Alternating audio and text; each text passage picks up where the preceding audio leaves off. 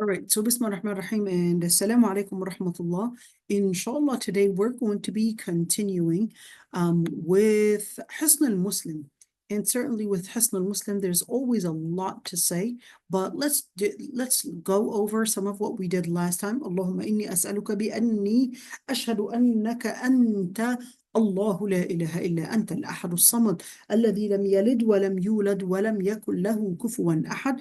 And certainly we talked about at least the different definitions of al-ahad, the unique one, as-samad, the one that is basically the one that is self-efficient and self-sufficient and basically is not dependent on others. Now let's go for the adhkar بعد السلام من الصلاة. So after I would say Assalamu alaikum wa rahmatullah, Assalamu alaikum wa rahmatullah, which basically marks the end of that particular prayer. So what are some of the remembrance, some of the adhkar that we are recommended to do after finishing our prayer? Number one, astaghfirullah 3 times. So astaghfirullah, here we go, they put it for you. Astaghfirullah, astaghfirullah, astaghfirullah.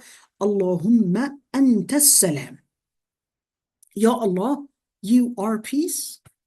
How do we understand Allahumma anta salam? We'll talk about it. وَمِنْكَ السَّلَامُ تَبَارَكْتَ وَتَعَالَيْتَ يَا ذَا الْجَلَالِ وَالْإِكْرَامِ. Allahumma anta salam وَمِنْكَ السَّلَامُ تباركت وتعاليت يا ذا الجلال والإكرام. So when we say Allahumma anta salam, Allahumma anta salam wa minka salam. So what does that mean? When we say anta salam, that would basically mean that we're saying, Ya Allah, you are the one that brings security. You are the one that brings peace. Through you, we would recognize peace. Through you, we would recognize security. Through you, we would recognize justice. Through you, we would recognize as-salam. Also, basically, the name of Allah subhanahu wa ta'ala is recognizing that Allah subhanahu wa ta'ala is the one that through him, all of that is going to be happening, which is peace. Okay? Which is peace. وَمِنْكَ السَّلَامُ. That's why I continued in order to clarify as-salam, that وَمِنْكَ السَّلَامُ. Through you, we would basically get peace, we would get security, we would get justice, we would get stability. That's as-salam. تَبَارَكْتَ يَا ذَا الْجَلَالِ وَالْإِكْرَامِ. I thought it would be a good idea for تَبَارَكْتَ يَا ذَا الْجَلَالِ وَالْإِكْرَامِ to actually go to a second page. I like this website. It's called Islam Q&A. There's the Arabic form of it, and there's also the English form of it. You could see Indonesian, Francais, Urdu, etc. So you've got different languages. Anyhow, let's see. The word تبارك اسم ربك ذو الجلال والإكرام or تباركت يا ذا الجلال والإكرام. What does that actually mean? Love that they actually got me and made it easy to see those different quotes. And the nice thing is that you can actually get that translated. You can go right there, get it translated, and actually see the translated piece of it, which is pretty good and pretty easy that you can actually get that as something that you can find an easy access to. But of course, I'm going to go to the actual, let's call it actual writing, and let's see what is actually referred to by saying ذو الجلال والإكرام or ذي الجلال والإكرام. So what that would mean, I want you to first break down the word jalal. The word jalal, which basically is right there, it actually means the one of glory. Okay, and the word the is basically to mean the owner of something. So what we're annexing here, we're saying he is the one to contain all the glory. In other words, glory belongs to the Lord Almighty. Al-Ikram. Al-Ikram is basically the one to bring honor. Okay, we're going to get into that. So when we're speaking about Dhal Jalali wal Ikram, what are we doing here?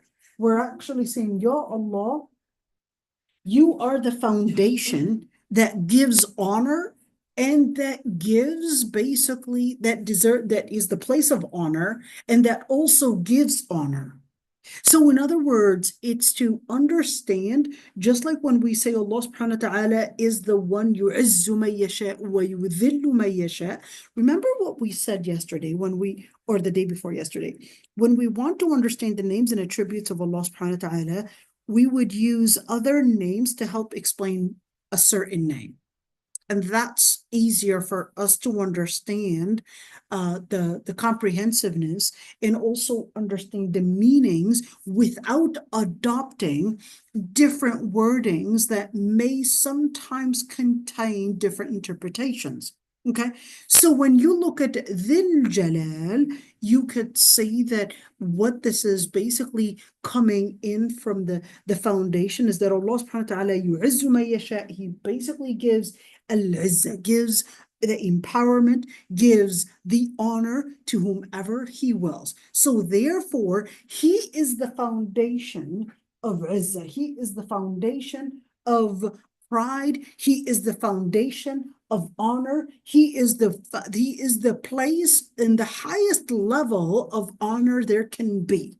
And let's say, so all the good things basically to go back to Allah subhanahu wa ta'ala, for to him basically is basically to him is the return, and he is the founder of every single honor. Now the Prophet ﷺ in the hadith, he said, alidhu ya dhal jalali wal ikram. What does it mean, alidhu? Alidhu means to be insisting. What does that mean? When you make the dua, insist and keep repeating, Ya dhal jalali wal ikram, Ya dhal jalali wal ikram. Keep on repeating the same word and the same recognition. Why? Because it's a fact that Allah subhanahu wa ta'ala is the one that basically has the foundation of the foundation of al-jalal, basically the foundation of magnificence and basically honor.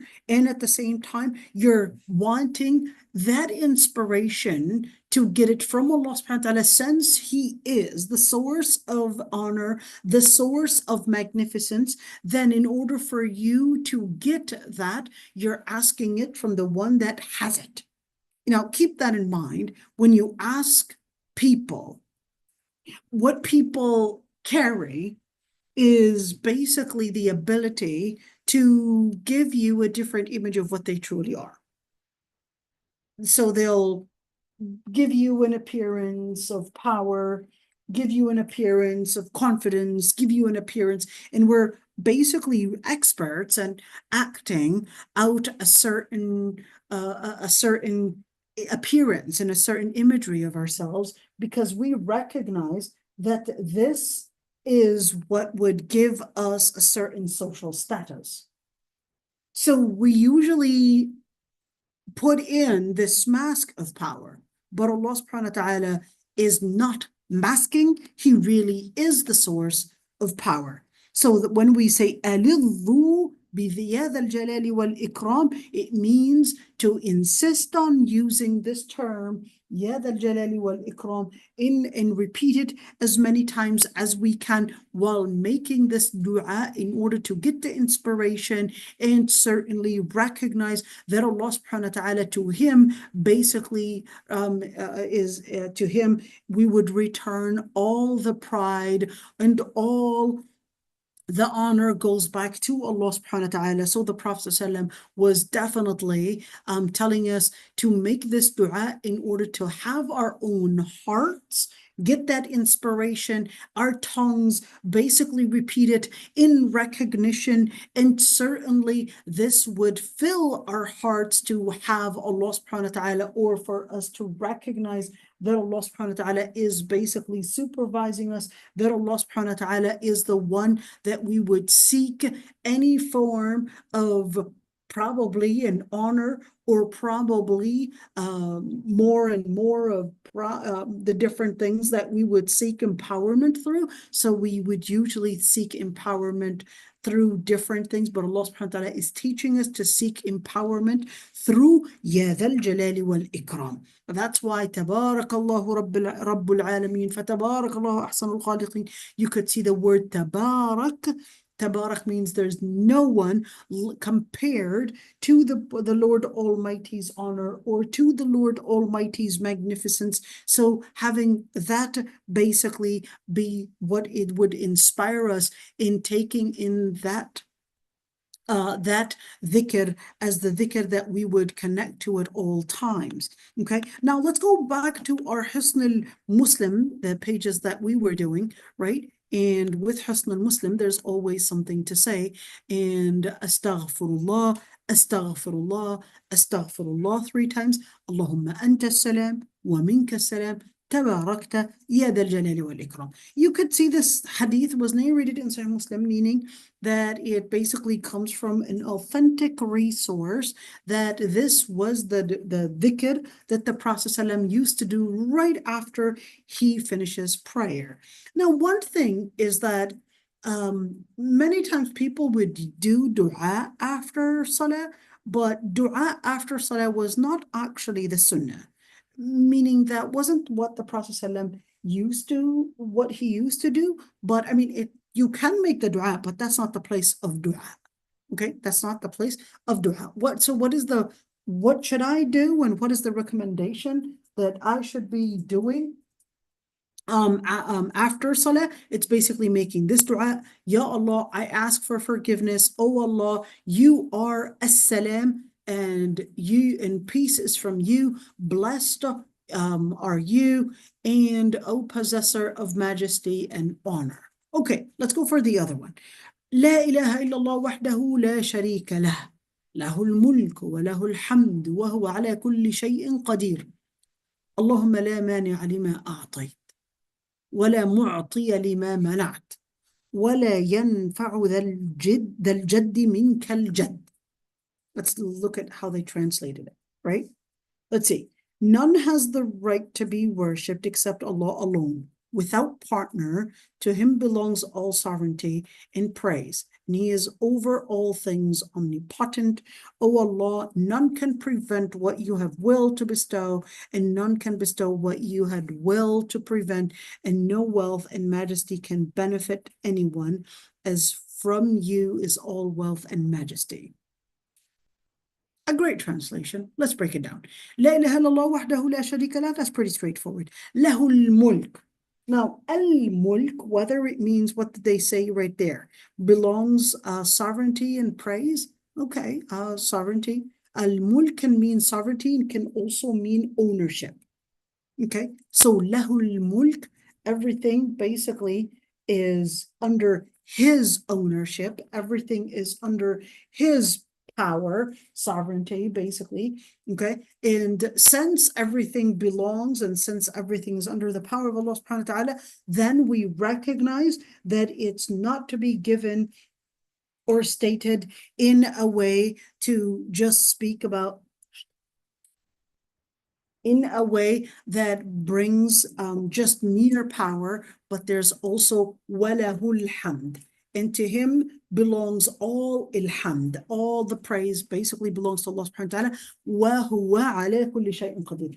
I would like to say there is another hadith, La ilaha illallah wahdahu la sharika lah lahul mulku wa lahul hamdu wa huwa ala kulli shay'in qadir, just up to here.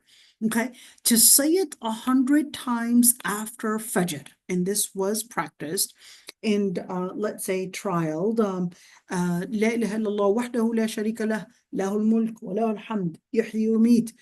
So maybe adding yuhyi wa yumeet, lahul mulk wa lahul hamd yuhyi wa yumeet in here. Okay, and we write that for you. Yuhyi wa yumeet wa huwa ala kulli shay'in qadir. So basically adding yuhyi wa yumeet, I'm going to write it for you. Yuhyi, and here we go. Yuhyi wa yumeet. Okay, wa huwa ala kulli shay'in qadir. There is another hadith in Sunan al-Tirmidhi that if you say لا إله إلا الله وحده لا شريك له له الملك وله الحمد يحيي ويميت وهو على كل شيء قدير 100 times, that would basically protect you from the harm of jinn. How does the harm of jinn happen? Does the harm, I don't know, spit at you? Does he slap you while you're walking? I don't know, put you somehow to trip you? Or does he harm you, get you some kind of an illness? Allahu A'lam, I don't know. We don't know. But we were asked to seek refuge in Allah subhanahu wa ta'ala from the different harms that jinn can cause. Okay? Can they cause distress? Can they cause anxiety, mental health issues? Allahu A'lam. We don't know.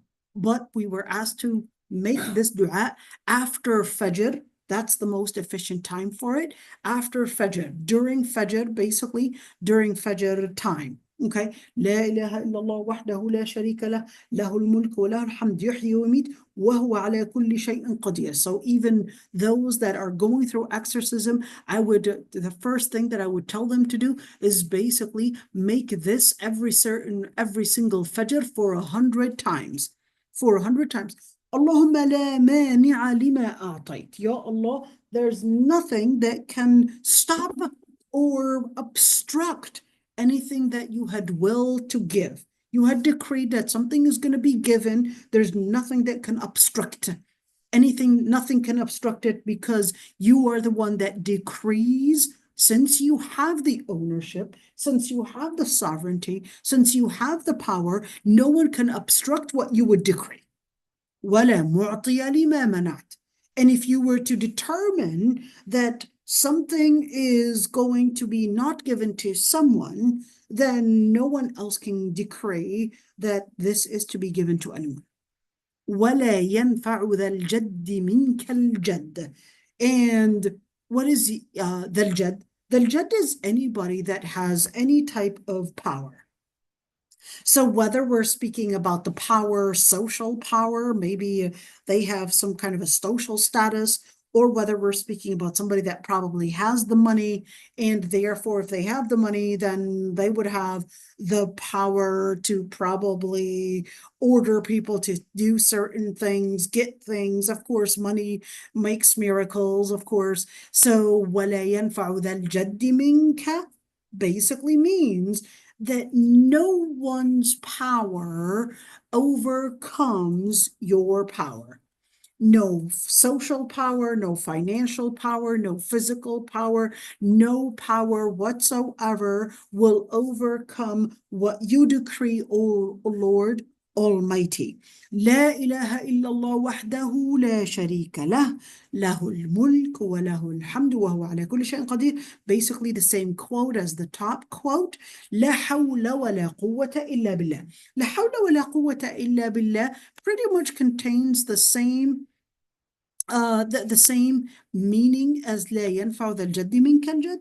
Okay, what is لا حول ولا قوة إلا بالله? Let's see how they translated it here. No one has the right to be worshipped, so all the way up to here. There's no might nor power except with Allah. Excellent translation. No might and no power except with Allah subhanahu wa ta'ala. And none has the right to be worshipped except Allah. And why did they translate La ilaha illallah basically as no one has the right to be worshipped? Because with the context, what the Arab used to believe in, they did believe in God. They just didn't want to worship Allah subhanahu wa ta'ala. وَلَا نَعْبُدُ إِلَّا إِيَّهِ. And we would not worship but the Lord Almighty. So for him is all favor. له النعمة وله الفضل وله الثناء الحسن. For him is all favor, grace, and glorious praise.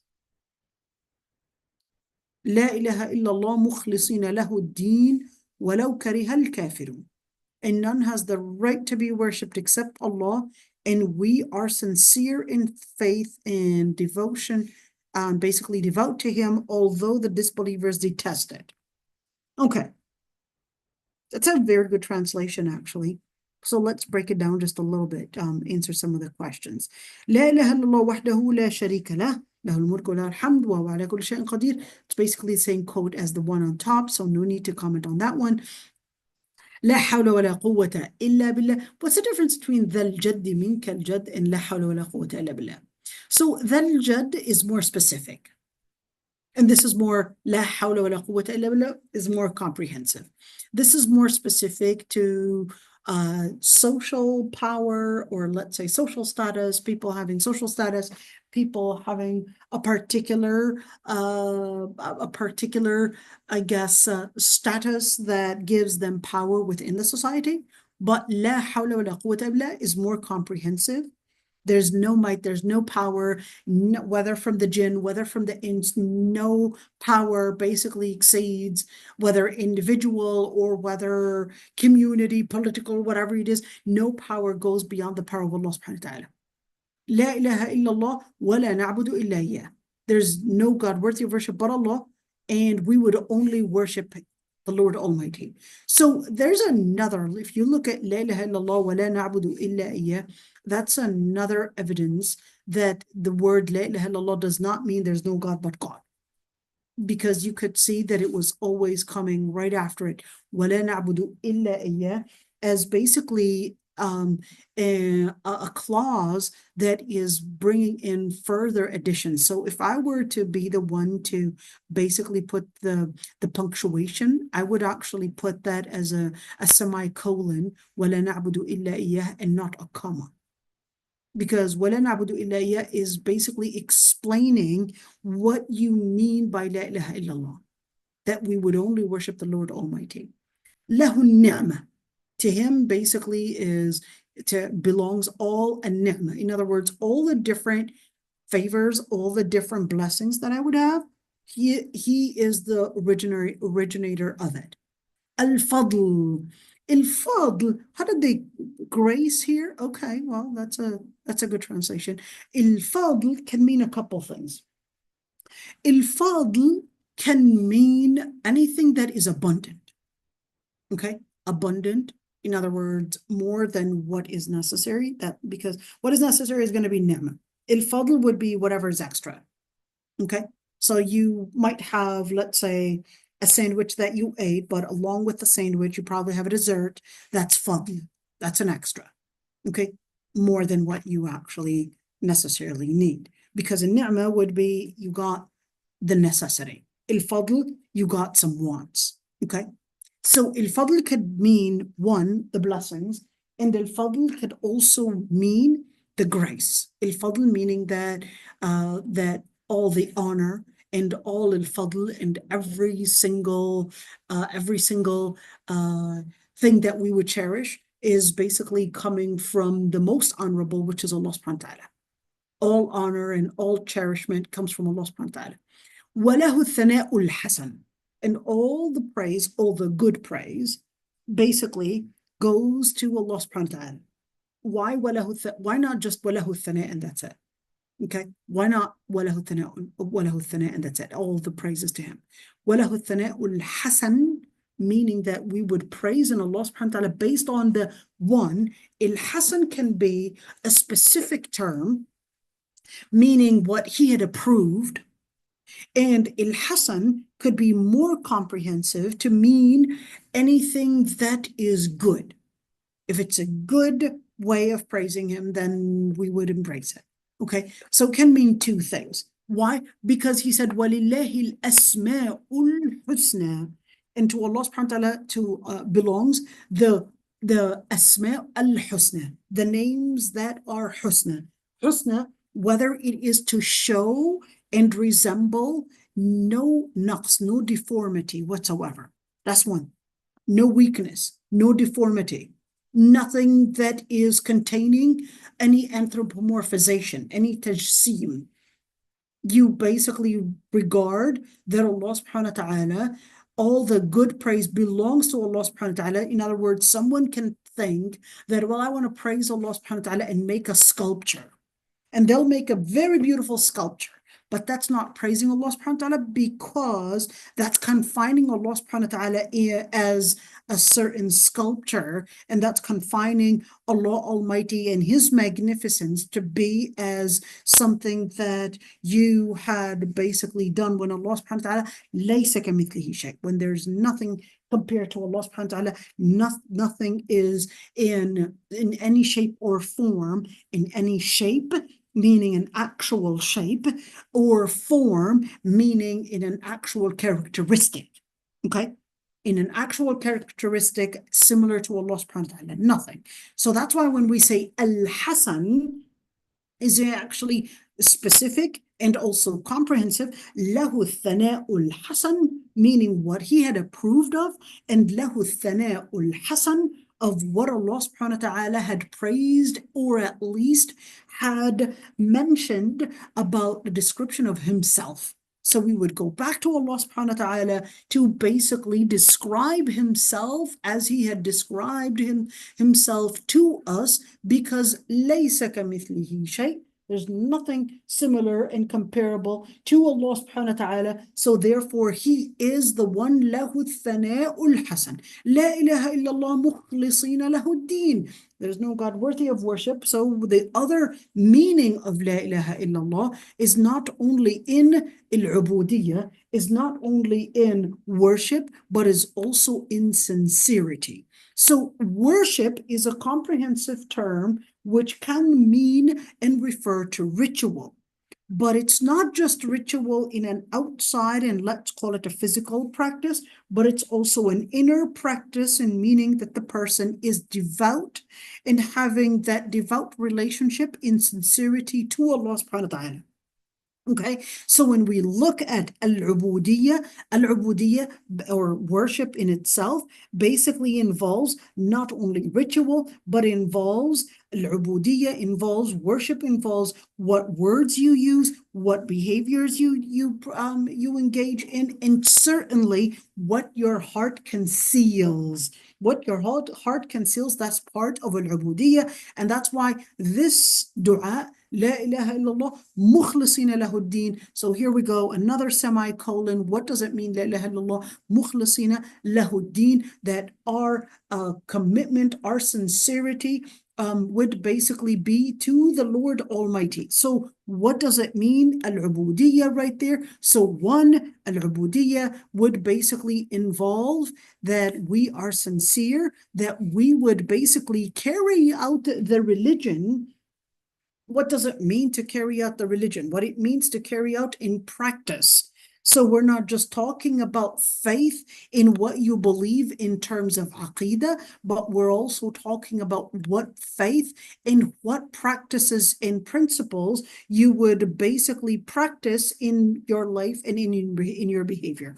وَلَوْ كَرِهَ الْكَافِرُونَ. Here's that area. وَلَوْ كَرِهَ الْكَافِرُونَ. Even if the disbelievers would hide it. What is that to basically say? That you're going to get an opposition, prepare for it, but you hold your ground, you stay firm, even if you were to get such opposition, and even if they would hide it, which they will, and they will use their force, and they will use the different agendas to silence you, to distort your image, to scare people from you, etc. To use different agendas is to basically mean to make things more challenging for you. So therefore, you have to be a person of commitment to basically maintain that relationship with Allah subhanahu wa ta'ala. So this is basically it. We're just going to be reading them so we can practice, I guess, that they can know how to do it. Okay, here's that quote right there. We did that one. La ilaha illallah. I'm going to erase all of this so it can be clear, right? Let me just erase all of this. Here we go. La ilaha illallah wahdahu la sharika lah. So that one's like, the good news is that you would have, well, up to here, I guess we're redrawing what we had erased, right? Up to here and here, we basically have the same quote. So then we would just add this one, okay? And for us to memorize it, okay? Let's see. Okay, let's see. لا إله إلا الله وحده لا شريك له. لا إله إلا الله وحده لا شريك له. لا إله إلا الله وحده لا شريك له. له الملك وله الحمد وهو على كل شيء قدير. لا إله إلا الله وحده لا شريك له. له الملك وله الحمد وهو على كل شيء قدير. لا إله إلا الله وحده لا شريك له. له الملك وله الحمد وهو على كل شيء قدير. Okay. اللهم لا مانع لما أعطيت. اللهم لا مانع لما أعطيت. اللهم لا مانع لما أعطيت. اللهم لا مانع لما أعطيت ولا معطي لما منعت. ولا معطي لما منعت. ولا معطي لما منعت. ولا ينفع ذا الجد منك الجد. ولا ينفع ذا الجد منك الجد. ولا ينفع ذا الجد منك الجد. And then going to the second one. لا إله إلا الله وحده لا شريك له له الملك وله الحمد وهو على كل شيء قدير. Oops, I lost the page. Okay, here we go. لا حول ولا قوة إلا بالله. لا حول ولا قوة إلا بالله. لا إله إلا الله ولا نعبد إلا إياه. له النعمة وله الفضل وله الثناء الحسن. له النعمة وله الفضل وله الثناء الحسن. لا إله إلا الله مخلصين له الدين. لا إله إلا الله مخلصين له الدين ولو كره الكافرون. لا إله إلا الله مخلصين له الدين ولو كره الكافرون. See this one. سبحان الله والحمد لله والله أكبر 33 times. سبحان الله والحمد لله والله أكبر 33 times. Say it 33 times. لا إله إلا الله وحده لا شريك له له الملك وله الحمد وهو على كل شيء قدير. So that's basically the same words and the same translation for that one. But this one to say it 33 times. Okay? So subhanallah walhamdulillah wallahu akbar 33 times. That's also to be done, remember, after you finish assalamu alaikum wa rahmatullah. So after you finish prayer, you stay sitting down and you basically make this dua, this dhikr. Okay? So subhanakallahumma bihamdik nastaghfiruka wa natubu ilayk. If there's anybody that would like to ask any questions or even let's see, here's a question. What can you advise to the youth who struggle to get married and find it hard to meet a suitable spouse? Okay, it's a comprehensive one. Number one, the Prophet ﷺ said, يا معشر الشباب من استطاع منكم الباءة فليتزوج فإنه أغض للبصر وأحصن للفرج فمن لم يستطع فعليه بالصوم فإنه له وجاء. The Prophet ﷺ had mentioned in the hadith this advice, the answer to this question. The Prophet ﷺ said in the hadith, advising the young youth to basically get married. And why? Because it helps the person basically get better focus on their faith. But if you're not capable of doing so, he said, فَعَلَيْهِ بِالصَّوْمِ.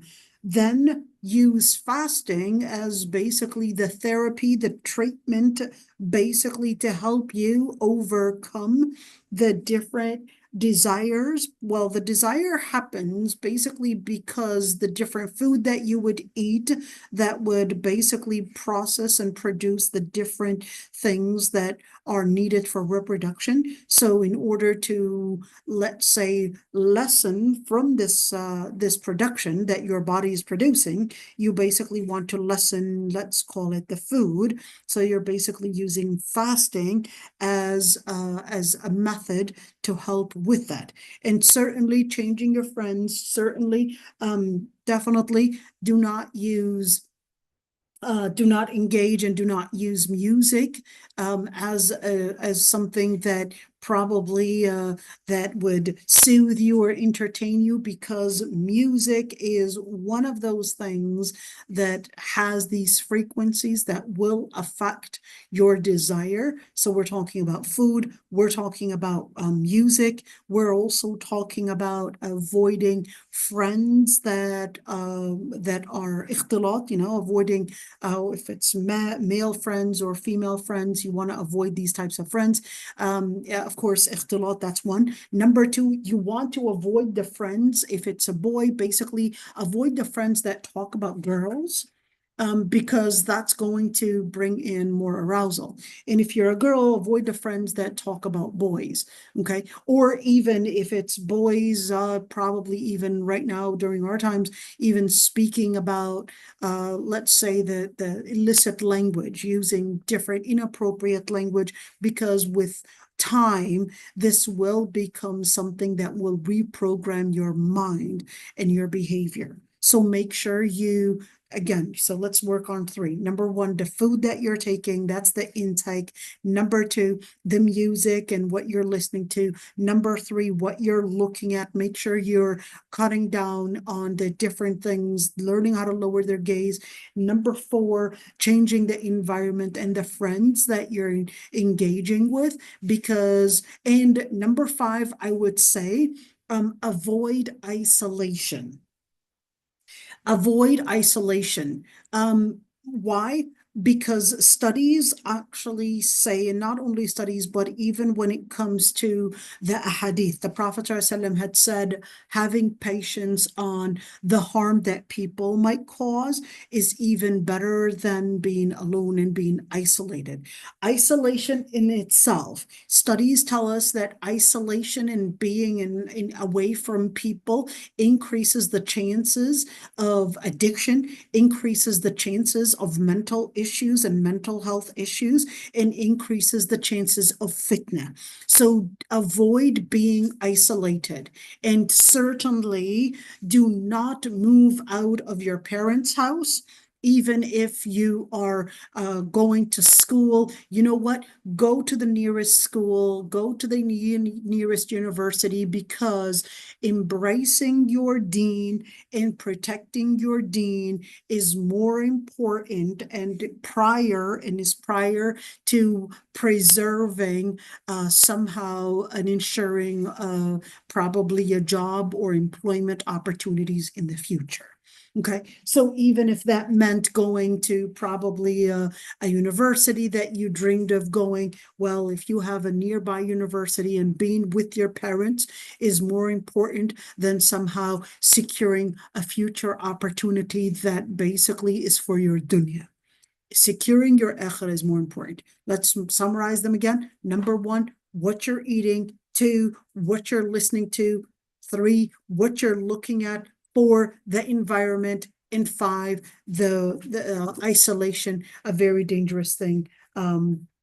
You want to basically be concerned of, and making sure that those things are basically done right in order to give your faith the security needed to help you till you find whether the means to get married or the person to get married to, the right person. Just make sure you are basically putting yourself in situations that give you better, let's call it, security for your faith before you secure your dunya. So I hope I answered that one, dear. Subhanakallah wa hamdik nastaghfiruka wa natubu ilayk. If there are any other questions, I'd be happy to basically, you can unmute yourself if you would like, or you can write it in the chat. All right.